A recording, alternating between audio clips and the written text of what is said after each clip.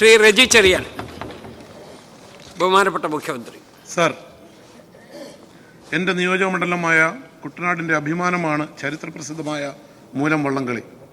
ഇത് 29/6/2026 പരമ്പരാഗത ചടങ്ങുകൾ പ്രകാരം നടത്തുവാൻ തീരുമാനിച്ചിട്ടുള്ളതാണ്. കുട്ടനാട് തഹസീൽദാർ ജനറൽ കൺവീനറായി നടത്തപ്പെടുന്ന ഈ വള്ളംകളി നടക്കുന്ന ദിവസം, അതായത് 29/6/2026 കുട്ടനാട് താലൂക്കിന് പ്രാദേശിക അവധി നൽകണമെന്ന ആവശ്യം വർഷങ്ങളായി ജനങ്ങൾ ഉന്നയിക്കുന്നു. അത് പരിഗണിച്ച് കുട്ടനാട് താലൂക്കിന് പ്രാദേശിക അവധി അനുവദിക്കണമെന്ന് അഭ്യർത്ഥിക്കുന്നു. ബഹുമാനപ്പെട്ട മുഖ്യമന്ത്രി.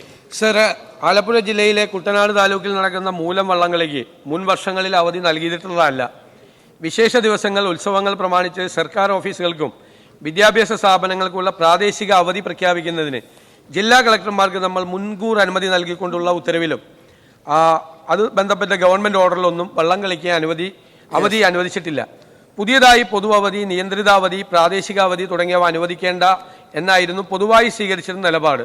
എന്നതിനാൽ ഇത്തരത്തിലുള്ള പ്രാദേശിക അവധികൾ അനുവദിച്ചിരുന്നില്ല.